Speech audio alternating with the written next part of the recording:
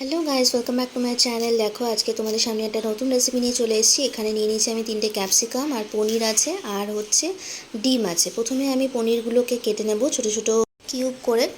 আর এই রেসিপিটা আমি আগেও বানিয়েছিলাম, সেটা আমি চিলি পনির দেখিয়েছিলাম, সেটা ভেজ ছিল। তবে এইটা হচ্ছে non veg chilli paneer with extra gravy. সেটা কিভাবে তোমরা বানাবে সেটাই আমি তোমাদের সাথে শেয়ার করছি। সো দেখো আমি এখানে পনিরগুলোকে কেটে নিচ্ছি। আর আমার এই পনিরটা কিন্তু পুরোপুরি ক্রিম পনির ছিল, মানে একদম সফট, এটা কিন্তু শক্ত হয়ে যায় না। তারপর আমি এই ক্যাপসিকামগুলোকে এরকমভাবে আমি কেটে নিচ্ছি। এটা একটু তেরচাভাবে কাটতে হবে, যেরকমভাবে পনির আমরা কেটেছি সেরকম চৌকো টাইপের নয়, একটু তেরচা করে কাটতে হয়। কারণ চাইনিজ রেসিপিগুলো কিন্তু বেশিরভাগ সবজি কিন্তু এরকমভাবে তেরচা করে কাটা থাকে। আর মাঝখানের যে দানাগুলো আছে সেগুলো আমি পরিষ্কার করে ক্লিন করে নিচ্ছি। দেখো এখানে আমার কাটা হয়ে গেছে। টমেটো আছে, পেঁয়াজ আমি দুরকমভাবে কেটেছি, চপ করে রাখা আছে, আর হচ্ছে এরকমভাবে 4 টুকরো করে তার খোলা ছাড়িয়ে নেওয়া হয়েছে। আর কাঁচা লঙ্কাও আছে, আর ডিম আছে। আর এই যে জিনিসটা দেখছো টমেটো আর ক্যাপসিকামের কিছু অংশ, এটাকে আমি পেস্ট করে রাখবো। তারপর পনিরটার মধ্যে একটা ডিম ফাটিয়ে দেব। আর এখানে দেব হচ্ছে কর্নফ্লাওয়ার। কর্নফ্লাওয়ার এখানে বেশি দেব না, 1 চামচ মতো আমি কর্নফ্লাওয়ার দেব। দিয়ে ভালো করে আমি এখানে ভালো করে মাখিয়ে নেব। আর এখানে দেব হচ্ছে গোলমরিচ গুঁড়ো, আর হচ্ছে পরিমাণ মতো এবং স্বাদ অনুযায়ী নুন। নুনের পরিমাণটা তোমরা তোমাদের পনিরের পরিমাণ অনুযায়ী দেবে। আমার পনিরটা খুব একটা বেশি ছিল না, তো সেই জন্য আমি 1 চামচের থেকে একটু কম নুন দিয়েছি। দিয়ে ভালো করে এটাকে মাখিয়ে নিচ্ছি। তারপর আমাদের যে কাজটা করতে হবে, দেখতেই পারবে যে কর্নফ্লাওয়ারটা দেওয়ার সাথে সাথে ডিমের মিশ্রণের সাথে কিন্তু এটা মিশবে না, তাই জন্য উল্টে পাল্টে ভালো করে এটাকে মাখিয়ে নিতে হবে, যাতে প্রত্যেকটা পনিরের গায়ে কিন্তু এটা লেগে যায়। তারপর আমি এখানে সর্ষের তেল নিয়ে নিয়েছি। সর্ষের তেলের মধ্যে আমি এখানে পনিরগুলোকে দিয়ে ভালো করে ভেজে নেব। তবে পনিরগুলোকে কিন্তু খুব হাই ফ্লেমে ভাজা যাবে না, পনিরগুলোকে লো টু মিডিয়াম ফ্লেমে রেখে তারপর কিন্তু ভাজতে হবে।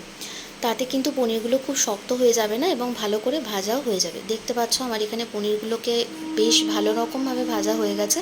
আর যেহেতু ডিম দেওয়া হয়েছে, তো ডিমের একটা লাইট কোটিং এখানে পড়েছে পনিরের গায়ে। তো এটাই আমাদের চাই, আমাদের কিন্তু পনিরের খুব বেশি ডিপ কোটিং আমাদের দরকার পড়ে না। তারপর আমি সমস্ত পনিরগুলোকে নিয়ে চলে যাচ্ছি, ভেজে নিয়ে তারপর চলে যাচ্ছি নেক্সট স্টেপে। আর পনিরগুলোকে ভাজার পর কিন্তু আমাদের খুব একটা তেল বেশি বাঁচে না, তাই জন্য আমি আবার পরিমাণ মতো তেল দিয়েছি। তার মধ্যে পেঁয়াজ কুচি আর লঙ্কা কুচি এটাকে ফোড়নে দিয়ে দিয়েছি। লঙ্কাগুলোকেও কিন্তু আমি ঠিক 1/3 মতো কেটেছি। আর লঙ্কার পরিমাণটা আমি এখানে টোটাল 6 থেকে 7টা মতো দিয়েছিলাম। তোমরা ঝালের পরিমাণটা তোমাদের পছন্দ মতো দিও।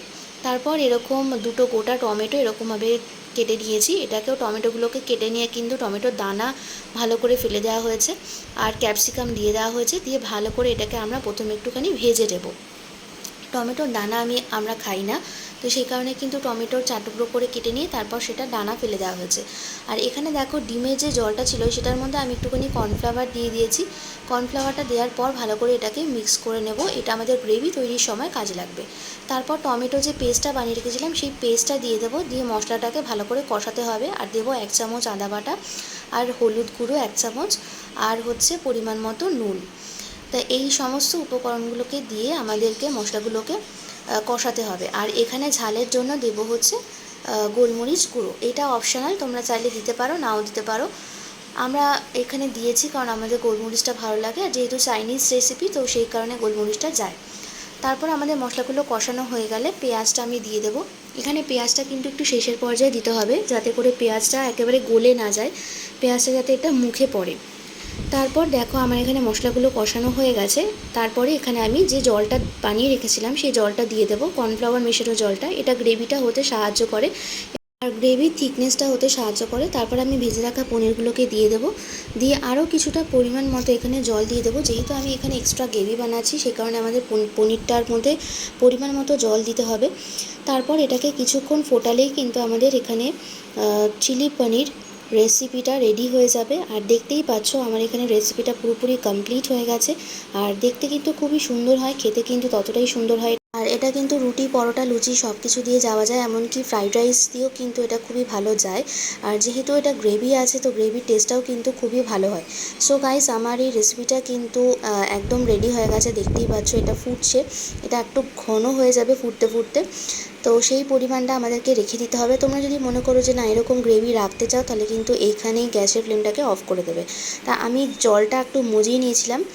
তারপরে দেখো আমার এখানে রেসিপিটা সম্পূর্ণ তৈরি হয়ে গেছে। আর এখানে আমাদের বেশি কিছু মশলা অ্যাড করতে হয়নি। আর পনিরের যে কোটিংটা সেটা কিন্তু খুবই লাইট কোটিং থাকে, কারণ পনিরের কোটিংটা যদি বেশি গাঢ় হয়ে যায় তাহলে কিন্তু পনিরের টেস্টটা একদমই পাওয়া যায় না, আর হচ্ছে গ্রেভিটা কিন্তু পনিরের ভেতরে ঢোকে না।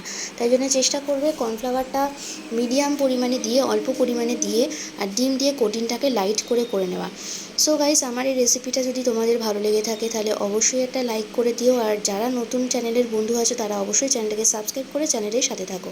তোমাদের সাথে দেখা হবে আবার পরবর্তী অন্য কোনো ভিডিওতে। ততক্ষণের জন্য তোমরা সবাই সুস্থ থাকো, ভালো থাকো, সাবধানে থাকো। আর হ্যাঁ, এইভাবেই কিন্তু আমার চ্যানেলের সাথে থাকো, আমার ভিডিওগুলোকে দেখতে থাকো। শেষ করছি এখানে, দেখা হচ্ছে তোমাদের সাথে খুব তাড়াতাড়ি। টাটা।